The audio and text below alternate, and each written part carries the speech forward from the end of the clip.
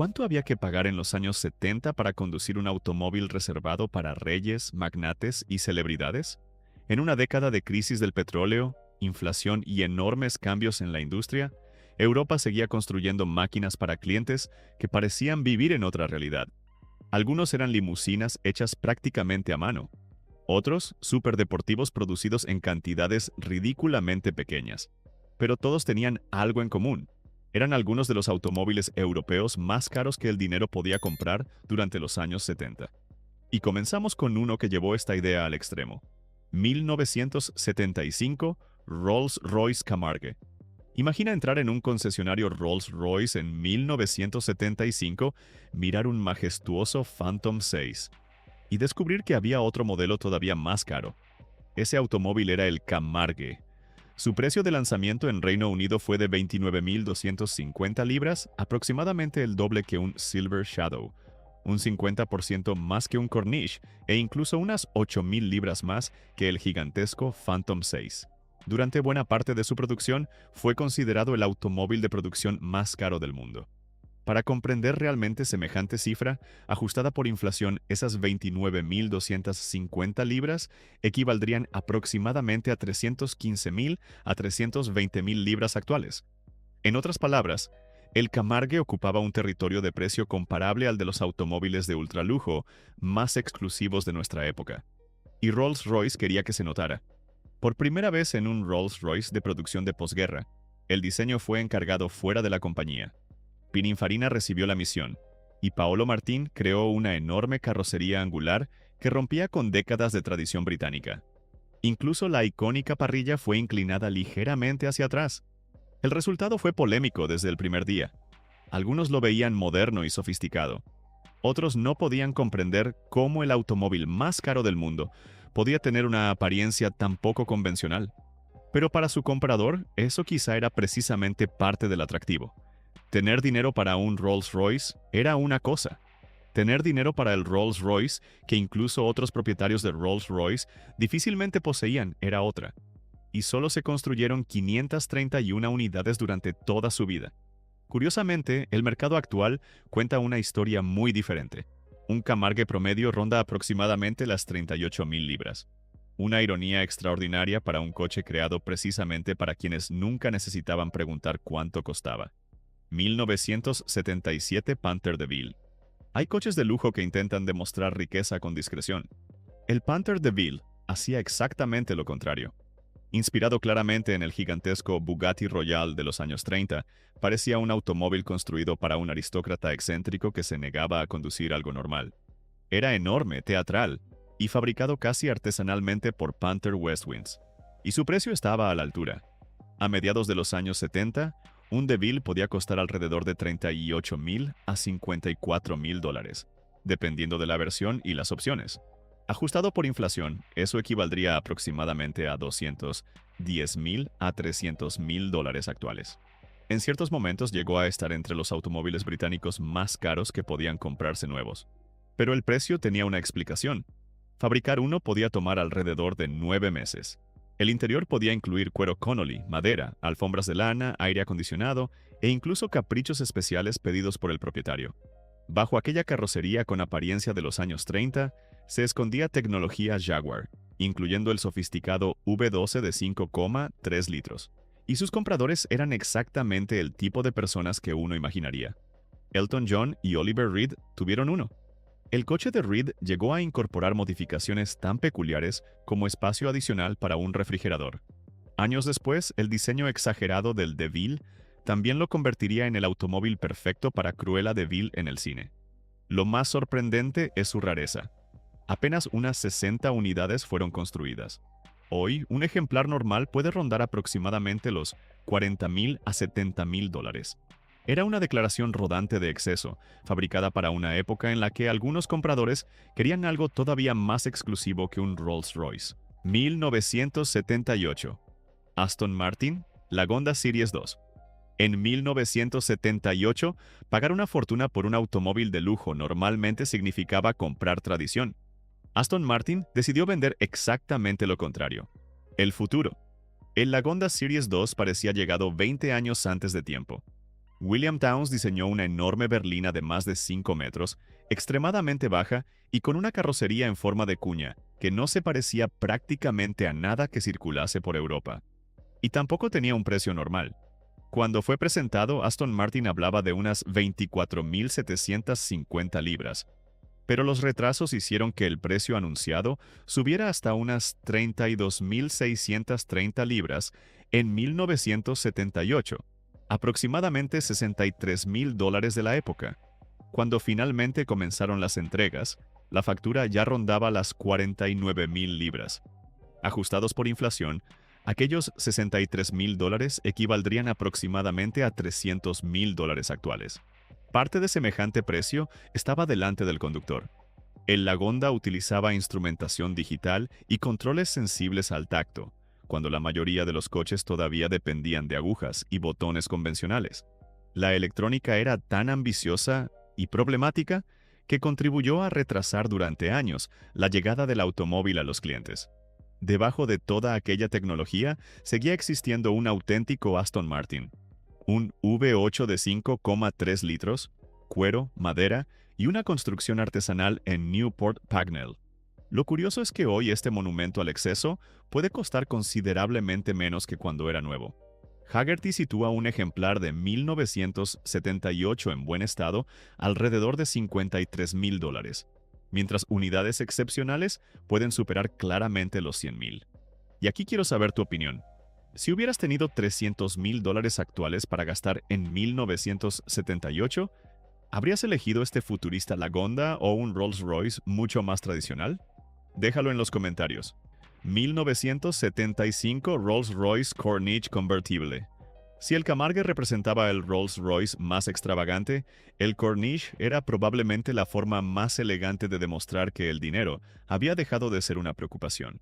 En Estados Unidos, un Corniche de 1975 ya rondaba los $60.000, y el convertible podía acercarse a los $65.000 dependiendo de especificaciones e importación. Para ponerlo en perspectiva, hablamos de aproximadamente $370.000 a $400.000 actuales ajustados por inflación. Pero nadie compraba uno para estudiar la relación precio-producto. La carrocería era terminada por Mulliner Park Ward, con enormes cantidades de trabajo artesanal, cuero, madera pulida, gruesas alfombras Wilton y una capota que transformaba aquel gigantesco automóvil en uno de los símbolos definitivos del jet set de los años 70. Imagina estacionarlo frente a un hotel en Mónaco, bajar la capota y dejar visible todo aquel interior artesanal. Ese era el verdadero propósito del Corniche. Debajo del capó estaba el conocido V8 Rolls-Royce de 6,75 litros, acompañado por una transmisión automática de 3 velocidades. Incluso utilizaba sofisticados sistemas hidráulicos derivados de tecnología Citroën para elementos como los frenos y la suspensión autonivelante. No buscaba ser deportivo. Debía hacer que una carretera mediocre pareciera desaparecer bajo sus ruedas. Y aquí aparece una de las grandes ironías de esta lista. Un automóvil que equivaldría a casi $400.000 actuales puede encontrarse hoy por muchísimo menos. El mercado de los Corniche de esta generación suele situarse aproximadamente entre $35.000 y $70.000, dependiendo enormemente del estado, historial y carrocería. 1978. Aston Martin V8 Vantage. En los años 70, gastar una fortuna normalmente significaba elegir entre lujo o prestaciones. Aston Martin decidió ofrecer ambas cosas en el mismo automóvil. El Vantage había aparecido apenas un año antes y rápidamente recibió un apodo extraordinario: el primer superdeportivo británico. Aston Martin hablaba de casi 170 millas por hora, unos 273 kilómetros por hora, suficiente para convertirlo en el 4 plazas de producción más rápido del mundo. El 0 a 100 kilómetros por hora podía hacerse en alrededor de 5,2 segundos, prestaciones capaces de incomodar incluso a Ferrari y Lamborghini. Pero semejante velocidad tenía un precio. Un V8 Vantage de 1978 costaba alrededor de 20.000 a 23.000 libras, aproximadamente $40.000 a $45.000 de la época. Ajustados por inflación, hablamos de cerca de $200.000 a $225.000 actuales. Y todavía podían añadirse opciones absurdamente caras. Un ejemplar vendido nuevo aquel año recibió una pintura especial, Orchard Green, que por sí sola costó otras 1.000 libras. Por fuera seguía pareciendo un elegante Gran Turismo británico, pero sus enormes neumáticos, el spoiler delantero y la característica cola elevada advertían que aquello no era un Aston Martin convencional. El V8 de 5,3 litros recibió árboles de levas más agresivos, válvulas mayores y enormes carburadores Weber, llevando la potencia hasta aproximadamente 380 caballos de fuerza. Todo seguía siendo ensamblado con el carácter artesanal que hacía a estos coches tan caros. Y la exclusividad era extrema.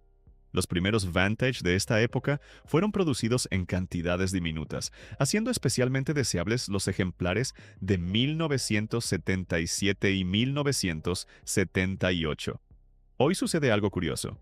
Este Aston Martin ha conservado mucho mejor su valor que varios coches anteriores de nuestra lista.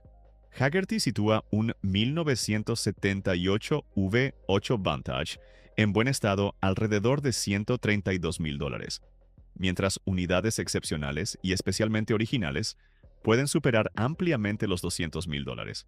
Porque este no era solamente uno de los Aston Martin más caros de su tiempo. Era prácticamente un superdeportivo vestido como un automóvil para caballeros. 1975, Ferrari 365 GE T4BB.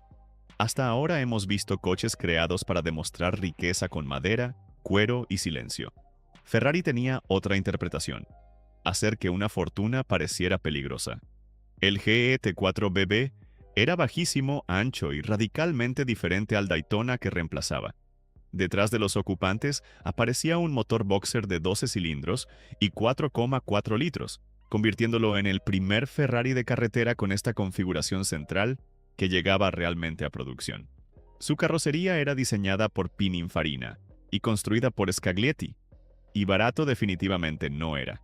Hacia 1975, un 365 GT4BB rondaba aproximadamente los $30,000, una cifra que hoy equivaldría a cerca de $180,000 ajustados por inflación. Eric Clapton pagó aproximadamente esa cantidad por el suyo después de enamorarse del Ferrari similar que conducía George Harrison. Pero Ferrari no vendía solamente exclusividad. En una prueba de 1975, Road y Track llevó al Boxer hasta aproximadamente 282 km por hora y lo describió como el automóvil de carretera más rápido que la revista había probado hasta ese momento. Además, solo fueron construidos 387 ejemplares entre 1973 y 1976, convirtiéndolo en el más raro de todos los Berlinetta Boxer de producción. Y aquí sucede algo diferente a varios Rolls-Royce anteriores. Este Ferrari vale hoy mucho más que cuando era nuevo, incluso después de considerar la inflación. Hagerty sitúa actualmente un buen ejemplar alrededor de $399,000, prácticamente igual al benchmark de mercado. Y algunos coches excepcionales ya han ido mucho más lejos, alcanzando $605,000 en enero de 2026. Así que quiero saber, si pudieras escoger solo uno, ¿preferirías gastar tu fortuna en el lujo absoluto de un Rolls-Royce o en este Ferrari? Déjalo en los comentarios. Porque en 1975 el dinero podía comprar comodidad, o podía comprar uno de los Ferrari más extraordinarios de toda la década. 1975 Lamborghini Countach LP400. En 1975, gastar una fortuna en un coche podía comprarte un Rolls-Royce silencioso y confortable, o una máquina que parecía haber aterrizado desde otro planeta. El Countach LP400 era precisamente eso. Marcello Gandini abandonó las curvas sensuales del Miura y dibujó una carrocería extremadamente baja, angular y agresiva, coronada por unas puertas de tijera que terminarían convirtiéndose en una firma de Lamborghini. Incluso su nombre era extraño. Countach provenía de una expresión piamontesa de asombro, algo parecido a lo que probablemente decía cualquiera al verlo pasar, y semejante espectáculo costaba muchísimo dinero. En Estados Unidos, el precio de referencia de un LP400 de 1975 rondaba los $74,500. Ajustados por inflación hasta 2026, Serían aproximadamente $463,000 actuales. Era una suma extraordinaria para un automóvil que ofrecía apenas 2 asientos, poca visibilidad y prácticamente ninguna intención de ser cómodo. Pero se compraba por algo que ningún Rolls-Royce podía ofrecer. Detrás del conductor trabajaba un V12 de 3,9 litros y unos 375 caballos de fuerza, alimentado por 6 carburadores Weber. Y los primeros LP400 tenían aquella característica abertura en el techo destinada a mejorar la visión trasera, origen del famoso nombre periscopio. La exclusividad era todavía más extrema. Lamborghini construyó solamente 157 LP400 antes de sustituirlo por el LP400S. Y aquí el paso del tiempo hizo exactamente lo contrario que con muchos coches de lujo anteriores. Hoy Hagerty valora un 1975 LP400 en buen estado, alrededor de $965,000. Uno llegó a venderse por $1,21 millones y otro alcanzó aproximadamente $1,6 millones en 2014. El Countach ya era carísimo cuando salió de fábrica. El problema es que hoy comprar uno cuesta todavía mucho más. 1975 Maserati Khamsin. Este coche nació prácticamente en el peor momento posible para un automóvil así. Mientras Europa sufría las consecuencias de la crisis del petróleo, Maserati presentó un Gran Turismo con un V8 de 4,9 litros, 4 carburadores Weber y suficiente combustible en el depósito como para hacer sudar a cualquier economista. Y además era carísimo. A mediados de los años 70, su precio en Estados Unidos rondaba los $33,500, aproximadamente $200,000 actuales ajustados por inflación. Era territorio reservado para una clientela capaz de mirar una crisis energética desde la ventana de un Maserati. Pero el Khamsin tenía algo que ni siquiera su precio explicaba completamente. Fue diseñado por Marcello Gandini en Bertone, el mismo hombre detrás del Countach. Su detalle más espectacular estaba atrás. Una gran sección de cristal transparente atravesaba visualmente la saga, dejando las luces aparentemente suspendidas dentro de ella. Era futurista, extraño y absolutamente inconfundible. Y debajo de aquella carrocería italiana había una curiosa dosis de ingeniería francesa. Maserati todavía estaba bajo influencia de Citroën, por lo que un sistema hidráulico de alta presión accionaba los frenos, la dirección, el embrague, los faros escamoteables e incluso el ajuste del asiento del conductor. El V8 entregaba alrededor de 320 caballos de fuerza, suficiente para llevarlo hasta unos 270 km por hora. Pero el Khamsin buscaba ser más que un superdeportivo. Era un GT capaz de cruzar Europa a enorme velocidad, rodeando a sus ocupantes de cuero y lujo. El problema fue que casi nadie podía, o quería, pagar por semejante extravagancia en aquel momento. Solo se construyeron alrededor de 435 unidades, convirtiéndolo en uno de los Maserati de carretera más raros de su época. Hoy esa rareza tiene valor. Hagerty sitúa un buen ejemplar de 1975 alrededor de $108,000. El Khamsin fue, en esencia, un automóvil de $200,000 actuales lanzado justo cuando el mundo comenzaba a preguntarse si realmente necesitaba coches como él. Y quizá por eso hoy resulte todavía más fascinante. 1972 Ferrari 365 GE TS/4 Daytona Spider. En 1972, incluso tener dinero para un Ferrari Daytona no garantizaba que pudieras comprar este. Porque el Daytona Spider no era simplemente la versión abierta del famoso coupé. Ferrari, junto con Scaglietti, construyó apenas 121 ejemplares originales. Una cantidad tan pequeña que décadas después, muchos Daytona Coupé terminarían convertidos artificialmente en Spider para intentar imitarlo. Cuando era nuevo, costaba alrededor de $25,000, una fortuna para comienzos de los años 70. Ajustada por inflación, esa cifra representa aproximadamente $200,000 actuales. Pero aquí el tiempo hizo algo extraordinario. Hoy Hagerty sitúa un buen Daytona Spider de 1972 alrededor de $1,9 millones. Y los mejores coches pueden alcanzar cifras todavía más absurdas. Uno fue vendido por $2,865 millones en 2023, mientras otro ejemplar excepcional alcanzó $3,635 millones en 2024. Es decir, incluso después de corregir su precio original por inflación, actualmente puede valer más de 10 veces lo que costaba nuevo. Y no cuesta entender por qué. Bajo aquel larguísimo capó permanecía el magnífico V12 Colombo de 4,4 litros, con 6 carburadores Weber y alrededor de 350 caballos de fuerza. Pero con el techo desaparecido, el Daytona cambiaba completamente de personalidad.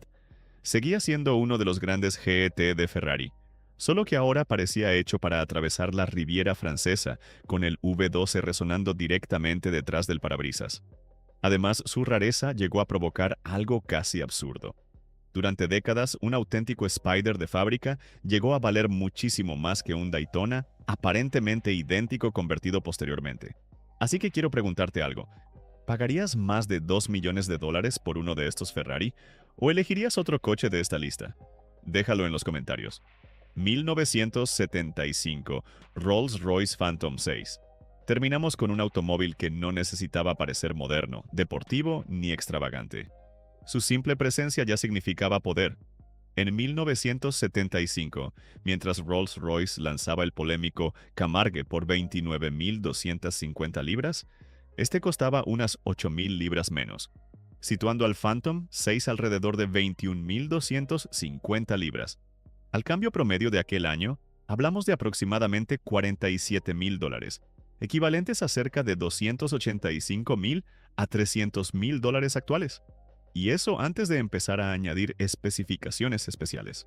Porque comprar un Phantom 6 no era exactamente elegir un coche de un catálogo.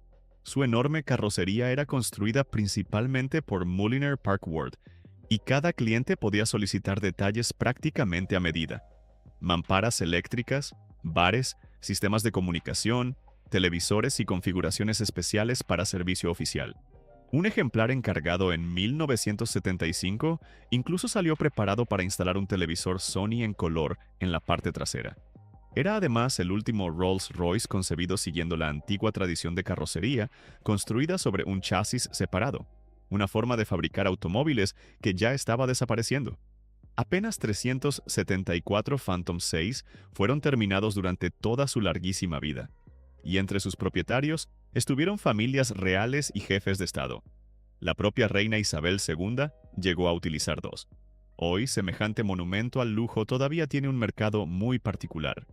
Hagerty sitúa un Phantom 6 de 1975, en buen estado alrededor de $146.000, aunque procedencia, carrocería y especificaciones pueden alterar enormemente esa cifra. Los años 70 demostraron que, incluso en una década marcada por crisis e incertidumbre, el lujo europeo no conocía límites. Desde un Rolls-Royce Camargue más caro que un Phantom, hasta Ferrari y Lamborghini, que hoy valen millones, estos coches fueron mucho más que medios de transporte.